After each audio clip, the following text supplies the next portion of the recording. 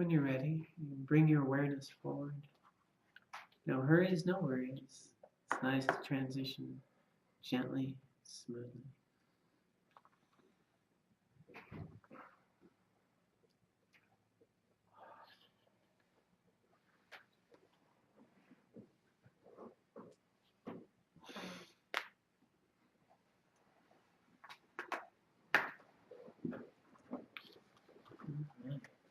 Gotta love the kids.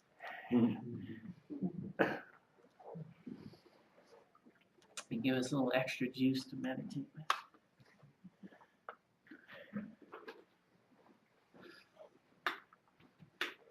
When I hear them, I usually get a quick little giggle because I think of like weddings and family activities, where kids just start running around, and no matter how solemn things are trying to be, kids will just spruce it up with a little bit of joy and laughter. Okay, well, welcome. Looking good over there, Pat. All right. So we are on the 7th point of our 7-point mind training, and I thought actually just before we begin to just take a moment with a quote. This is from Atisha in really bringing ourselves back to preliminary practice. This opportune physical form, more precious than a wish-fulfilling jewel. You gain its like the once. So hard to get, so easily destroyed. It's like a lightning flash in the sky. Contemplate this, and you will see that all worldly actions are but winnowed chaff, and night and day you must work to extract the essence of this life. I, yogi, practice this. You, seeking liberation, do the same. And I want to start with that because it's really a reminder of where we started here. Step 1, the preliminaries. This opportune physical form. You gain its like the once.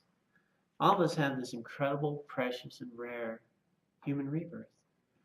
It has these 18 qualities. We've talked about how incredibly opportune it is. It has opportunity and leisure. And very few human beings have it. When I think about this rebirth, I mean, they include animals, fishes, ants, people that live in heaven realms, and beings of ghosts and so forth, and all that. There's of all that a small portion that become human, and of all that a very small portion of the humans have a rare and precious human rebirth with these 18 qualities, and you have it just by virtue of being here now. It's proof positive you have these 18 qualities. And when we think about how rare that is through innumerable lifetimes to have this opportunity in this particular point, to have the Dharma and an opportunity to achieve liberation, freedom, enlightenment, freedom from cyclic existence. We have it. This opportune physical form, so rare and precious. You gain it's like the once. We have it. But it will come and go like a lightning flash in the sky.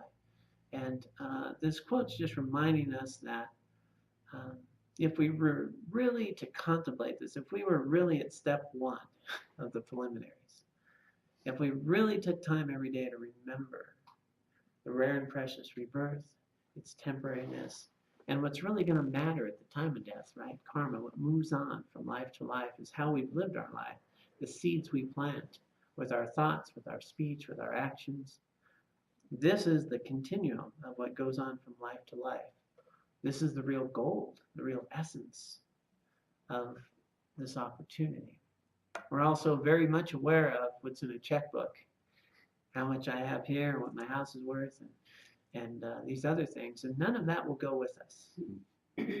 But are we as aware of the seeds that we're planting in our consciousness of the life that we're really investing in that's going to continue?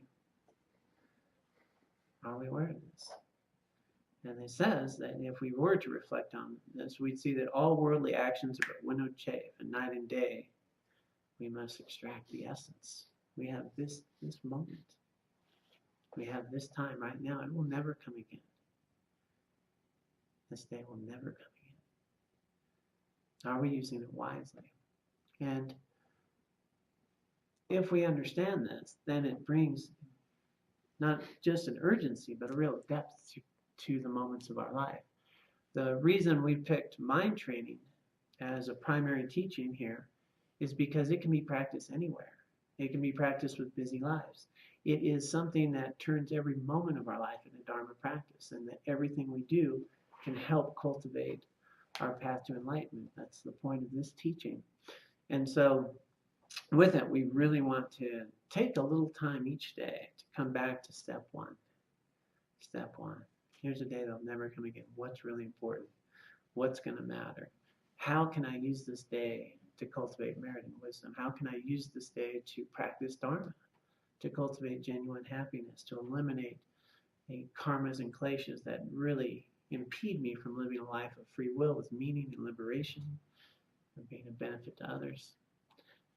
We have this interesting process of being human. I think of it here. Here's the person I want to be. Here's the life I want to be. Here's what's good for me, right? And we can all make that list, right? In a few minutes, you could all make a list. Here's what I know will improve my life. And then here's me. I mean, I know the list. I know what I can be. And the only thing that separates me from the person I want to be are my actions, what I want to take. And what is it that prevents me from doing the things I know are meaningful, healthy, and will lead me to liberation? What is that? It only takes a minute to write a list. We can do this, and we do it on New Year's all the time, right? And what is it that prevents us from doing the things that we know can really cultivate inner peace and well-being? And we'd say it's this karma and klesha, this obscuration that we have that prevents these habits, these tendencies that are so entrenched in us that even though I know this is not healthy for me, I do it anyway. Even though I know this would really help, I'll put it off till tomorrow. Even though I know this is not the healthiest thing for me to do, I do this anyway. And it's that marble in the well-worn groove we talk about. And the idea here is just to keep pushing the marble out every day. Yeah, it falls back in the groove. But every day we can clear that obscuration. We can remove this kleshas that are preventing us, these habits and afflictions and tendencies that prevent us from being who we want to be. We can close that gap every day.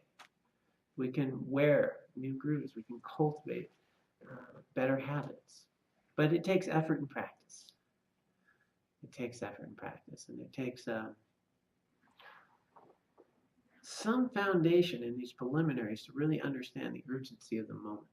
If we get that, then I'm not going to waste it. And if I really understand that, what I'm doing today matters. What I'm doing today is creating my tomorrow. And I can get that on a more visceral level instead of an intellectual concept, I can be more motivated to do it. And so that's where these teachings that we come back to each week are really reminding us over and over again of the step one. This day is never going to come again. What's important? How do we cultivate what's important? And what is it that's preventing me from doing the things that I know are meaningful and healthy? And to take a little time every day, I encourage all of you to remember this. And it's a good segue into these practices that we're going into today on point 7, because we've covered the preliminaries, the relative and ultimate bodhicitta, step 2. Step 3, which is really something we can talk about all the time, is transforming adversity into the path of Dharma. The things that are challenging in our life are really the things that allow us to grow. And as we then synthesize everything, step 4, into these 5 practices, synthesis of Dharma that we've learned about. The resolve, that's what I'm talking about now, with resolve, that I'm not going to waste this life. I'm not going to waste this opportunity. The familiarity, the practice, the actual practice. As I do these things, I'm really creating a familiarity with them, and I'm creating a new groove instead of that marble in my entrenched one. I've got a new groove going on. I'm creating new neural pathways, put it scientifically, in my mind. New habits, new tendencies, and new qualities through familiarity of practice. 3, I'm really cultivating my highest potentials. 4, I'm remembering to let go of this self-cherishing sense of jaunt, a much more realistic sense of the transient nature of what I am and how I'm interconnected with you. And then that 5th one is prayer. Really bringing to mind wholesome mental activities. And prayer is an incredible opportunity, whether we're doing mantras, whether we're doing prayers, whether I'm practicing metta, whether I'm just wishing you well. Cultivating really healthy mental states. These 5 sort of essences of what Dharma practice is all about. And then we got into the measurement of these practices to see if they're working. Because we don't do anything on blind faith. Not on blind faith. Either this is working or it's not. And if it's not working, find something that is. I always laugh when His Holiness ends those talks, and he says, I sure hope you find this is really beneficial. And if not, no. Sorry for wasting your time, Yes. If it's working, then we do it. So we check. And so we have measurements. Is my mind calmer? Have I been able to improve the quality of my mental states? Am I progressing? There's these very specific checks that we can check in and see, are my mental afflictions stronger or are they less? Am I progressing? And then we get to the precepts, which was 6, and now into these practices of the 7 points. So we're at step 7. And we're getting into some good stuff here around Dharma.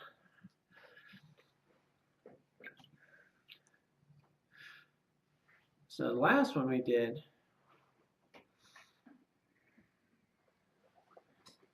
wow, that was a long one.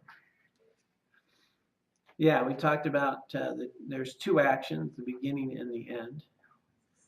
And that's why we set a motivation before each practice. Karma is weighted on 3 main aspects. So if you want to think about how karma works individually for a complete karmic action, there's the intention, the motivation. Why am I doing this? That is the heaviest weight of a karmic imprint. Why am I doing something? And we can see how that plays out. Okay, my motivation for doing something. So if I, yell at a kid, like for example, that ran off, I'm yelling out of anger, right? Mm-hmm. I'm angry. I'm doing an action of yelling and wanting them to feel bad, and it happens, and then afterwards I might feel pretty good about, I told those kids, That's a complete negative karmic imprint, okay? Whereas we might yell out of fear, we might yell out of kids crossing the street, and I yell, and I want to save them, and my motivation is to be a benefit, and an angry yell, watch. And that happens, and then the relief that they're okay. It's a different imprint. If we hit somebody, and if I hit them because I'm really angry and I want to hurt them, versus I accidentally hit them, I didn't mean to hit them, you can see the action of hitting is going to have a totally different karmic weight based on what's my motive, what's my intention. And then the third piece is how I feel about it. So if we understand this, our motivation is the most important. So here we are doing something incredibly virtuous. We're here at a Dharma Talk. We're here really cultivating our positive potentials, learning how to achieve enlightenment for the benefit of all beings. That's in the plus column, okay? And if I can really set my motivation to be really healthy and clear, a good vessel for these teachings, and learn so I can truly be a benefit, I'm bringing my bodhicitta, my motivation of enlightenment for all beings, into the Dharma teaching. It weights it. And then at the end, you'll notice we do a dedication. So at the dedication, we dedicate all this collective merit and wisdom for the benefit of all beings. And we put it in the ocean of merit for all living beings. And that way it says that it doesn't get used up. It doesn't get used up. It's like a water drop of merit. It can evaporate. If that's just me. But if I put it in this ocean, it's going to stay there. And so here it was just reminding us to really be thoughtful about how we begin and end things, and to take a time, whether we're eating a meal, to to take a time and really think about all the beings and the qualities of this meal. Why am I eating this meal? And this meal can nourish me so I can help others. It has a whole different tendency about eating a meal. But I think he said in there, anybody can wolf down a food or something. I don't know. We tend to. I'm pretty good at wolfing down food. But to pause, to stop before we do something. And we can set an intention. I always talk about, whether we leave a tip, we can have the intention about, may this help you feed your children. What a nice thing to do. When we pay our bills, we can turn this into mindful moments of Dharma practice and cultivating merit and wisdom in everything we do. So there's a beginning and end, and that's where we stopped. And now we're on to guard the two at the cost of your life. Sounds pretty dramatic. And it's got some really interesting point here. At the cost of your life, the two that he's talking about here, it's interesting. In this text, he's really talking about precepts or vows that we have taken. Other texts have talked about relative and ultimate bodhicitta. But in this one, the text we're using, is talking about specific pledges or commitments that we've made when if we become Buddhist, if we become formally Buddhist, there's 5 precepts we usually take. And, so if we're going to take those, that we really want to guard them. And here, you saw also the 2 is precepts or commitments or vows that we've taken to improve our life with Dharma. And like I was a monk previously, so we had a lot of vows. We have bodhisattva vows. We have these vows of tantric initiations, and we have basic layman's vows, freedom vows. Now the thing about these is they're not rules of things you can't do. People think of these vows and I can't do this, I can't do that. They're really around the idea of this is going to liberate you. These are things that will help you improve the quality of your life. If you avoid these things, you're going to enjoy a lot of benefit. So it's not this idea of I can't do this. It's I'm liberated from all the trouble that these things tend to cause. So he's saying guard those at your life. And then specifically in this one, he's talking about the practices of mind training. So we have these sort of pledges and practices that we talk about in here. And he's saying guard them at the cost of your life, which is pretty dramatic, at the cost of your life. And so I'm just going to go on with what he says here. Even at the cost of your life, this is a demanding statement and very earnestly meant. There are some things more precious than one's life. Several lamas have commented to me that there's no value in a long life if it's dominated by unwholesome actions of body, speech, and mind. Obviously, in such a life, one is simply polluting one's stream of consciousness, sowing seeds year after year for the repercussions of further suffering and misery. So he's making a really good point.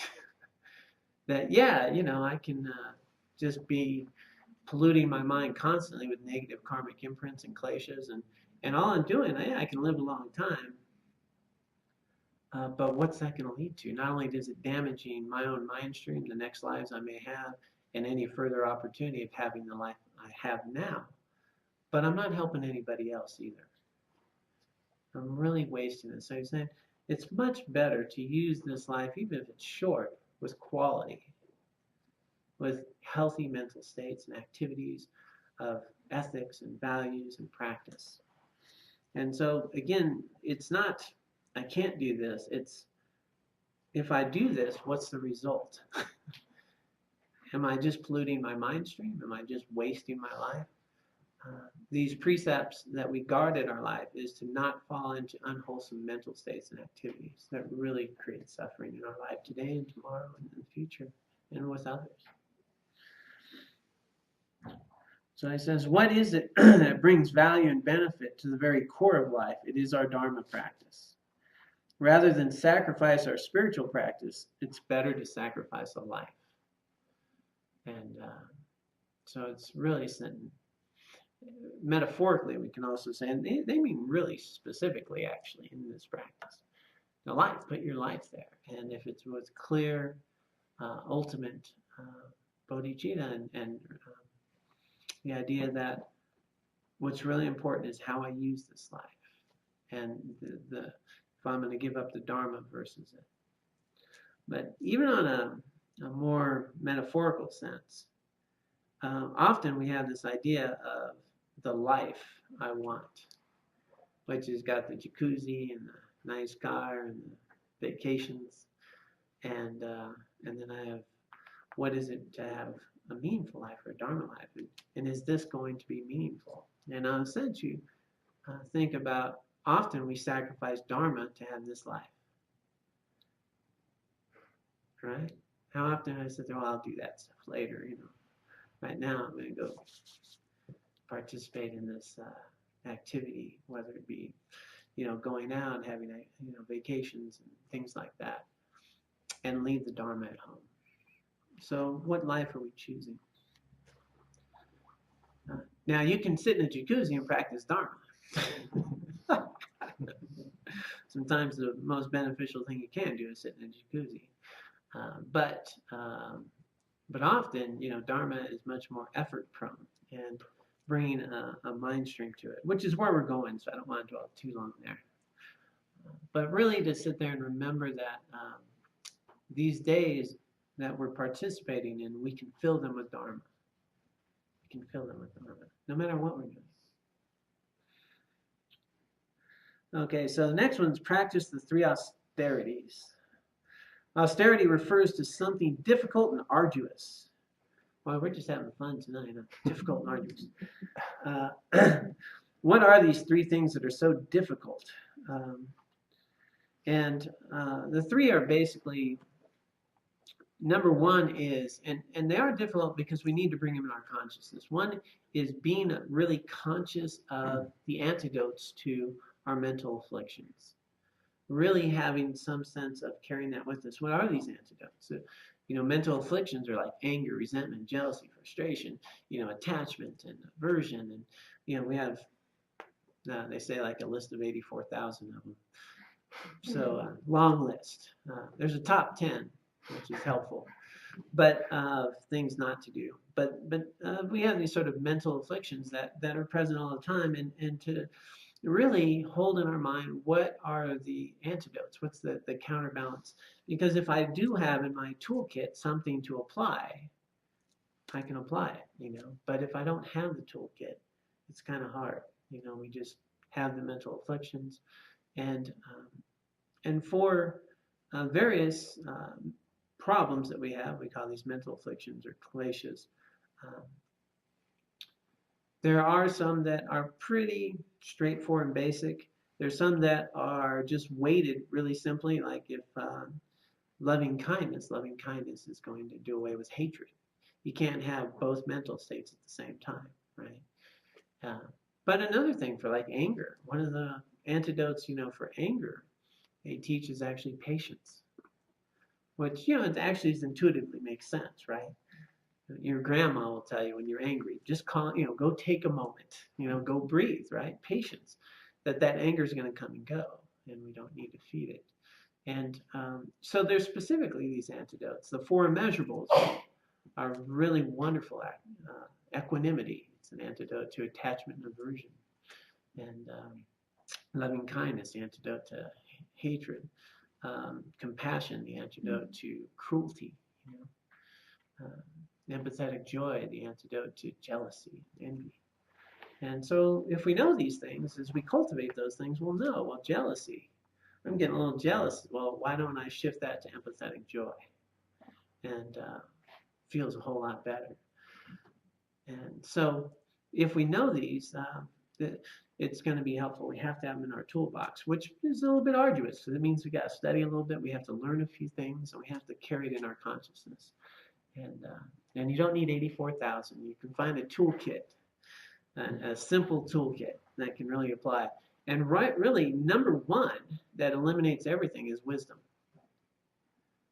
You want to cut, well, that's the 3rd point here, but I'm getting ahead of myself. So, but if we understand that the basic premise here is that all of my mental afflictions come from misperception. If I don't misperceive, I won't have the mental afflictions. I mean, that's the whole deal. If we see clearly, we don't have the problems. Where we create mental afflictions are we attach to things in a way that's inaccurate, you know, and we place qualities on things in a way that's not true to the way that they really show up. So number one is to have that in mind, and number two of this arduous, what's the word? The three austerities is to not let your mind just go along for the ride. So when mental afflictions show up, that's the hitchhiker analogy. To sit there and go, I'm not going to go from it, to turn away. It's called to turn away from. So when, and we get it, right? When I get angry or frustrated or somebody does me wrong, I've always talked about how we make the resentment pie, right? Rather than just, I get resentment, somebody, pisses me off or treats me wrong. I make a pie, right? Self-righteousness, indignation, I mix it all up and I really dwell on it and I bake it real nice. And I go with it and then I give it to all my friends, because I got to tell you how much I'm suffering because I love you and you pissed off too.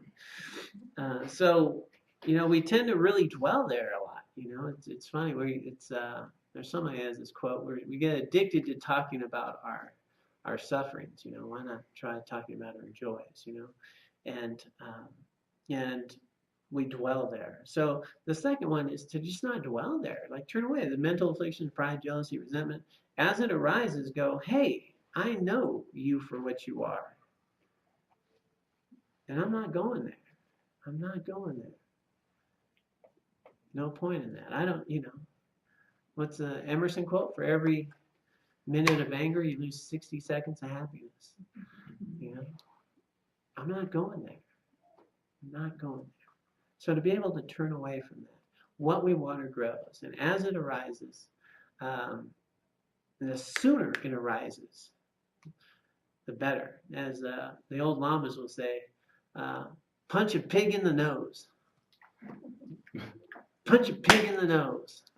And when I can't laugh too hard with the ribs. So in rural Tibet, pigs, often lived underneath. You kept your animals down there. But every now and then they'd want to come, they come up the stairs and want to get in the house and, see what you have. Now, as soon as they get their face in the door, if you punch them in the nose, they might turn around and go back. But once they got their 200 pounds in, you're kind of stuck, right? And once they're at the trough, you're not moving them. But quick pop in the nose right away, you got a shot. And they also say clean the lamp while it's warm. So in this sense, as I notice my frustration or anger, the sooner I do, the quicker I can turn away from it. The less it's going to really fill my mental continuum. But once I let that anger in and I feel it and I nurture it and I cozy up with it and I tell people about it and I really feel, wow, how unjust that was, or, it's tough. That pig's in. And the third one here then is the idea to really cut it at its root.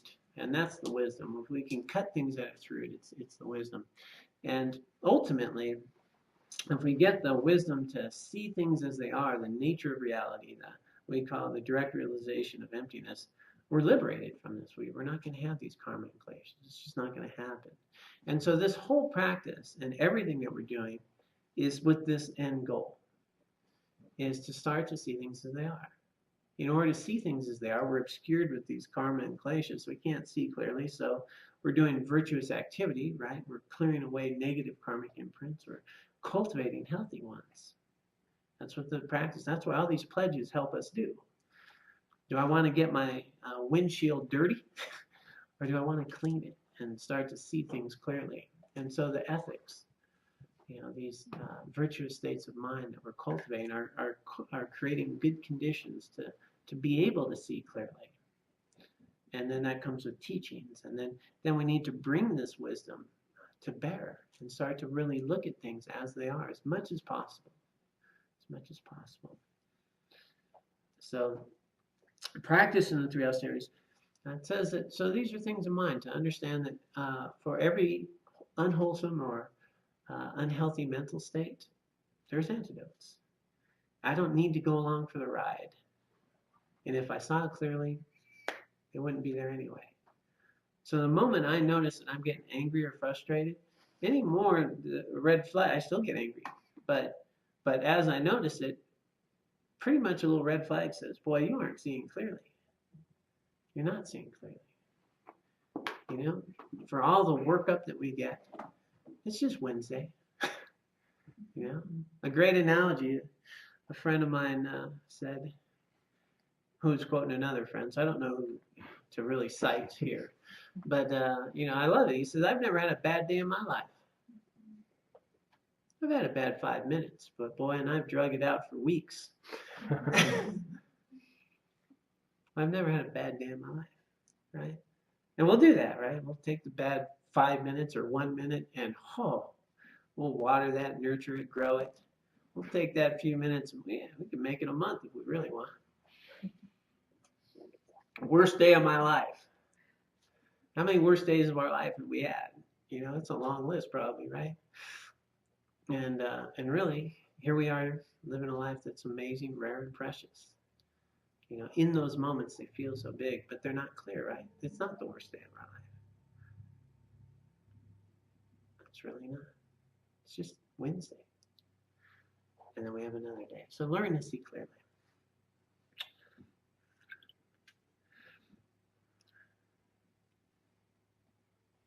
I can check on the time here. Okay.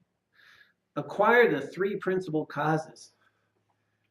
This one's going to be fascinating. This is important. This is really important. 3 principal causes. This is the path in a sense. So the 3 principal causes is number 1 is to develop a relationship with a spiritual mentor who's well trained in practical guidance through a lineage of teachers and is endowed with insight. And so, you know, number 1 of these 3 causes is to find a qualified teacher. Unfortunately, you're stuck with me, but I can lead you to qualified teachers, and they are out there. I've had them. And here, though, this point is number 1 is to really find some authentic, qualified teachers to establish some relationship with them.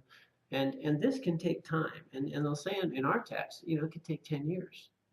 And 10 years is not an unrealistic time to really vet a teacher. I was very fortunate. I was able to move 4 blocks away from this incredible, auspicious old Tibetan Lama. And I had to walk 4 blocks, you know. And I got to sit with this amazing being.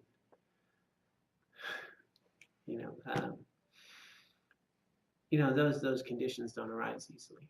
And here we are, right, in Colorado. And the reason we're doing Dharma teachings here over the internet is because there's all these people throughout that don't have access to these qualified teachers, that don't have access to Dharma, that can't walk 4 blocks and sit with an old Tibetan Lama. And so you're stuck with me. Sorry, I'm apologizing right now. But I inspire, hopefully, the effort that you can really cultivate some real authentic enlightened beings, because they do exist, and they're worth finding. I was fortunate to have a lineage of teachers, and this is probably a good time to at least say, you know, what qualifies me to at least be here today, to share the little bit of knowledge I actually have been given. And so my own particular training is within the Gaelic tradition of Tibetan Buddhism. I was an ordained Buddhist monk from 2005 to the end of 2011, so 6.5 years. My lineage comes through my teacher, Venerable Geshe Sultan Geltsen, precious lamas of Ganden Shartse, which is the original monastery of the Gaelic tradition. So I was very fortunate to sit with him, to train with him for years. He was my root lama and guru, and received teachings and trainings from him prior to ever becoming a monk, and was ordained in that tradition, trained in that tradition for another 6.5 years. and had the real good fortune of having opportunities to receive teachings from, quite a few. We call them geshes. Geshes in our tradition are these.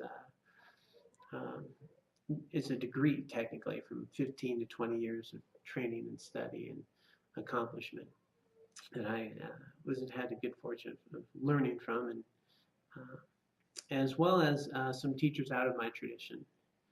And so I've had some training with Dzogchen, which is emphasized in some of the other traditions of Tibetan Buddhism, and some trainings in what we call Sutriyana as well. So my own particular way of being here is through study of Dharma, having been a monastic in the Gela tradition of Tibetan Buddhism. My lineage would be through Ganden Chartse Monastery. And my teacher, Geshe Sultan Geltsen, my ordination master, Latte Rinpoche. I've had these precious teachings from Alan Wallace, which has been great, as well as training to meditate with him as well, and His Holiness the Dalai Lama, and a whole bunch of other old, precious teachers. So, and so I directly have permission. You can't just teach without permission. Permission to teach what we call Sutriyana, or Lam Rim teachings. So the basic sutras and Sutriyana text, Lam Rim teachings, mind training, Lojong, as well as a particular practice. I'm actually called the Chenri Sig practice, the Buddha of Compassion, a whole sadhana that we can do. And so we may offer that at some point if anyone wants to learn a full Tibetan sadhana, that one as well. So, so number one is to really develop a relationship with a qualified teacher. And if you were to go within this whole path of Tibetan Buddhism, you cultivate a guru relationship, and this becomes the path for you. And so within that, there's 10 qualities that a guru should have.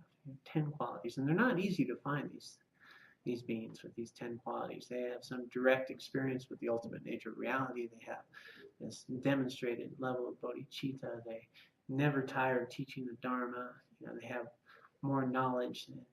They have this very 10 points you can look up.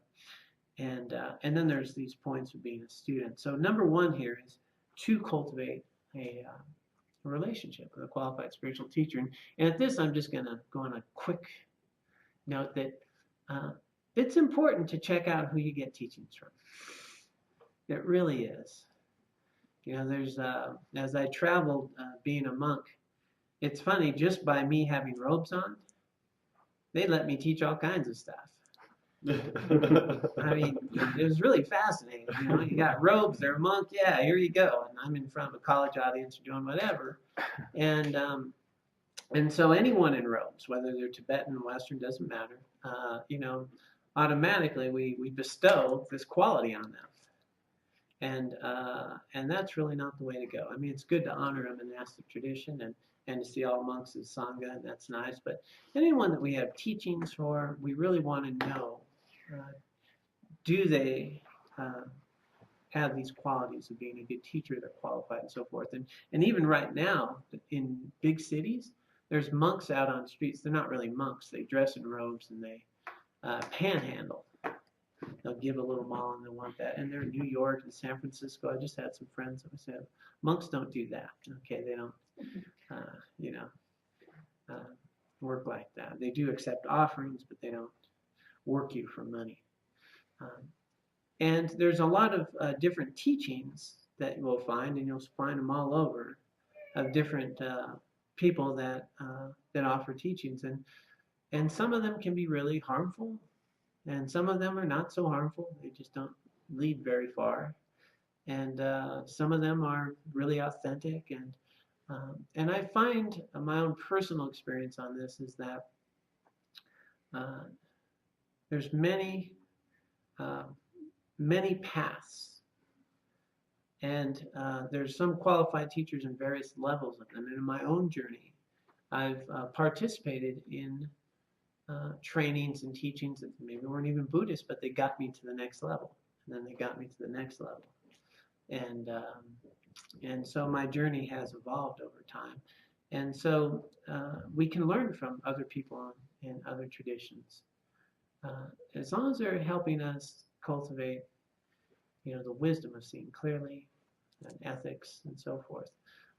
But within that, there's also a lot of charlatans, and there's a lot of people that make a big living out of making you feel good for 10 minutes, and to really understand that as well.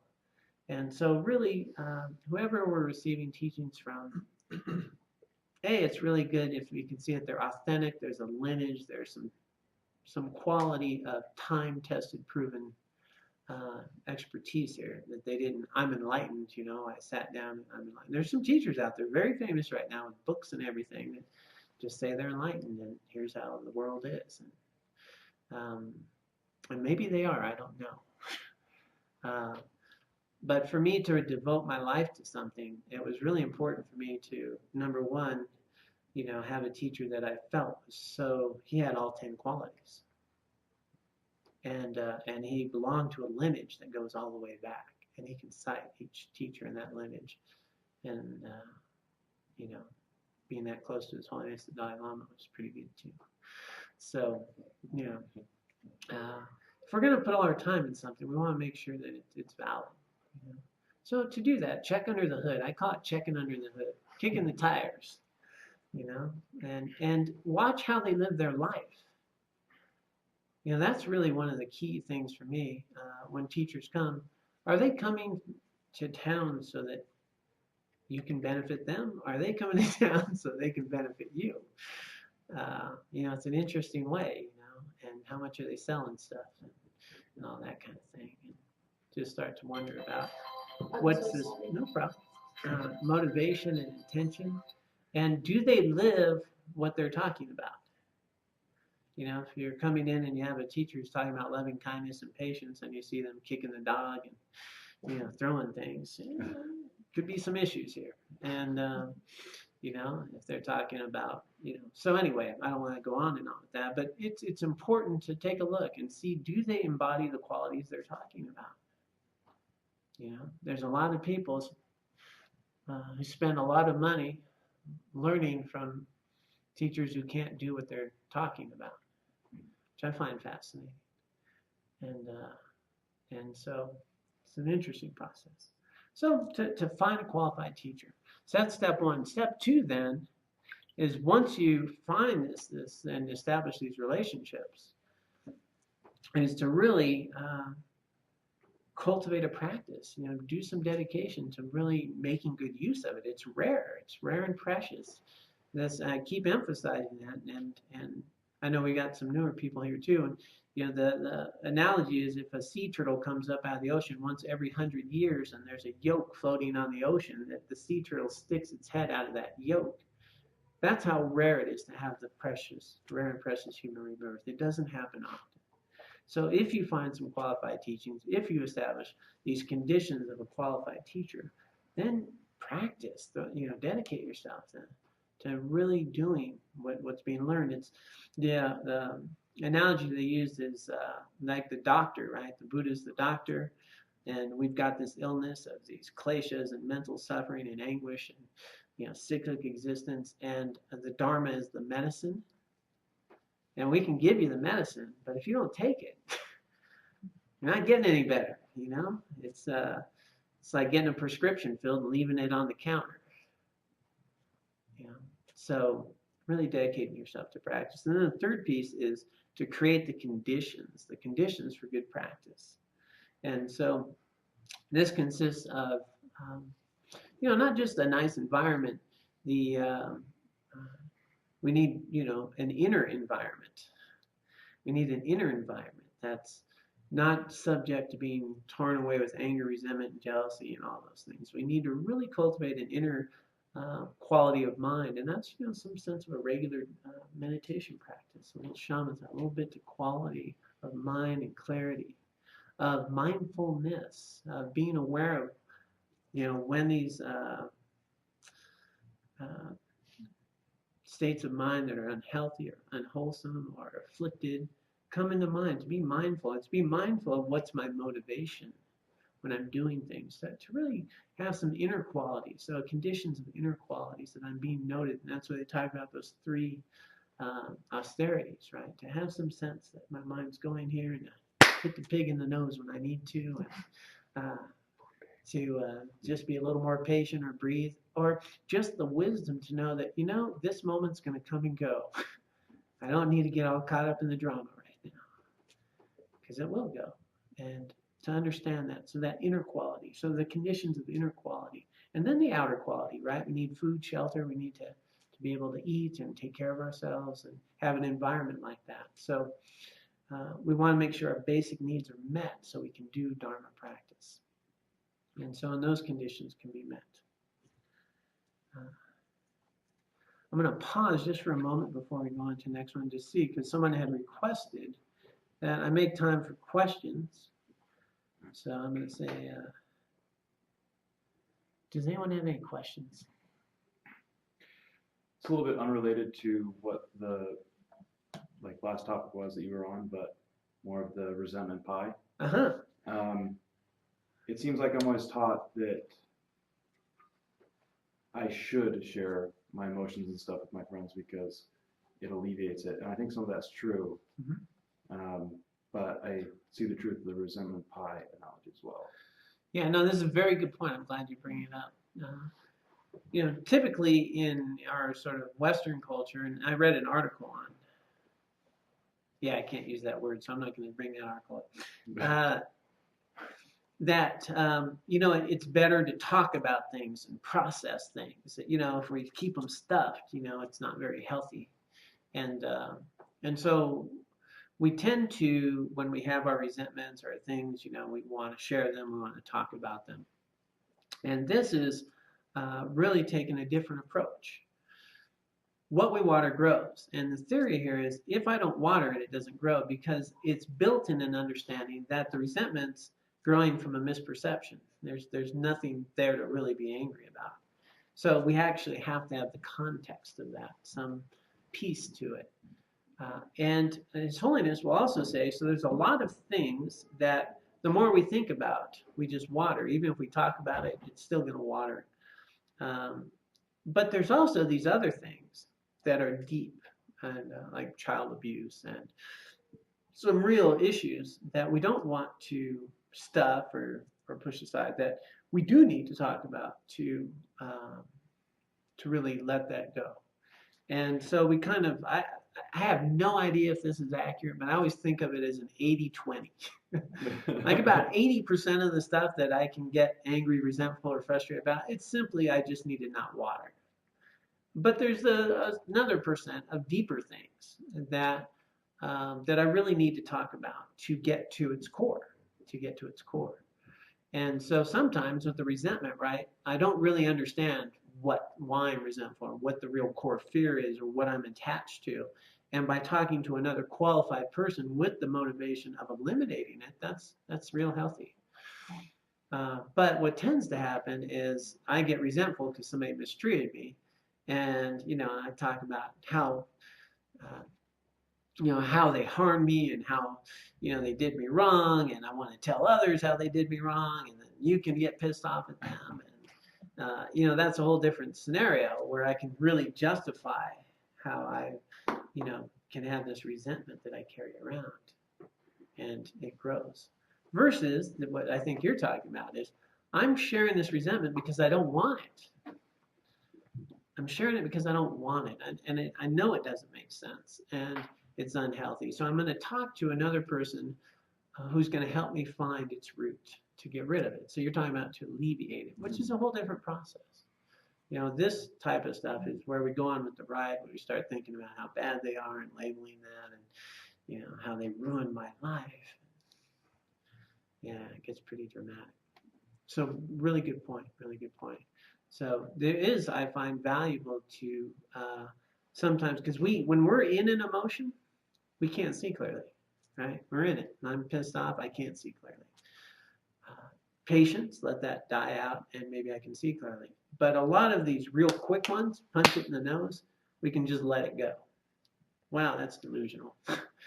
Because really, if we have the understanding of the empty nature of reality, the empty nature of all this, and that really the cause of my resentment, jealousy, frustration is that way I'm labeling something and I'm attached to something in an incorrect way, then we can just let go of a lot of stuff. So this presupposes some more understanding, and we can let things go quickly. Well, we're not there yet all the time. I'm angry, and I need to talk to someone who's going to tell me, or help me through it, so I'm not angry and can accept it. Everyone's doing the best they can, and we're all in this together. We're interdependent. That person's not really a jerk. I just feel like they are. Very good point. Thanks, Wallace. Any other? Just quickly, is there an antidote to fear? You were talking about the antidotes to anger, jealousy, and we've talked about this before, but I don't remember hearing one. Yeah, and I'm not going to pull up directly a straight antidote to fear. That's a good question. For me, I always go right to wisdom. Not always. Most of the time, I go to wisdom, and with fear, that's my go-to is wisdom. I know, is it a legitimate fear? But it's a good question, something we could look up and is to see if because there's a whole list of different antidotes to different mental afflictions, but I don't specifically. I'm not calling out fear. Probably love. Right. Yeah, that makes sense. It could be. Could be. Yeah. But I'm not going to say I do because I don't know. One of the most valuable lessons I've ever learned is to say I don't know. And it's true. So in the specific teaching of this, I don't know. But I do like the word letter. So for fear, false evidence appearing real. What's that? To face everything and recover, right? Or what's that? F everything. No. Everything Yeah, we don't want That's the one that came to mind. Yeah, me too. But the one that's always helped me specifically, which is not coming from a Buddhist teaching, was false evidence appearing real. Because when I'm in fear, what is it something seems much bigger than it is, which is also, there's legitimate fear. Okay, there's legitimate fear, and it serves a purpose, right? Keeps you alive. Walking on the edge of a cliff, keeping you pretty alert about where you're putting your steps. There's legitimate concern about how to feed myself and be healthy and so forth as well. So not all fear is unhealthy. So we have our basic emotions that keep us alive. But is it real? And is it, what is it that I'm attached to? Because most of the time that we have fear, false evidence fear, I'm really thinking like, if I lose this job, my life will be over.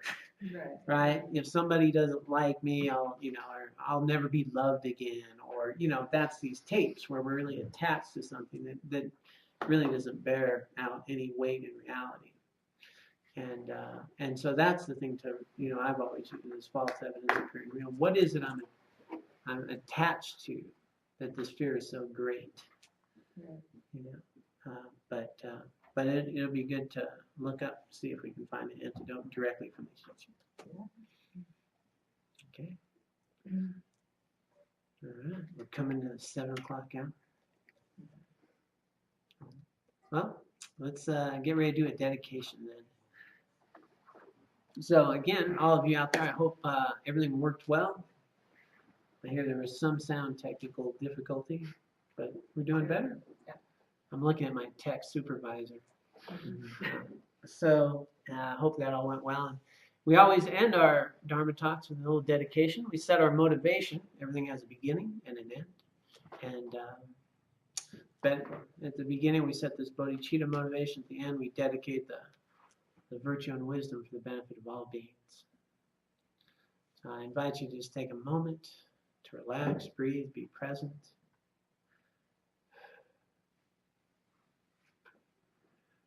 Let us dedicate the virtue and wisdom that we've accumulated here today and throughout our lives, both individually and collectively. We dedicate this for the benefit of all beings. May all beings be free of suffering and find lasting happiness. And may we be able to use the virtue and wisdom accumulated here today and throughout our lives to cultivate our own path, to purify our mind, to achieve enlightenment, to liberation, for the benefit of all living beings.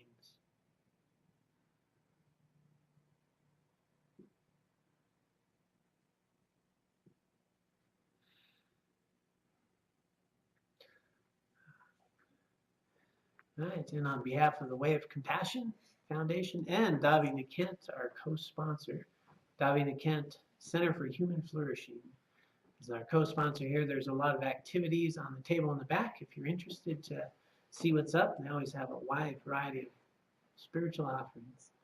And with the Way of Compassion Foundation, we thank all of you, both on the internet and here, for the Dharma teaching. We hope it was beneficial.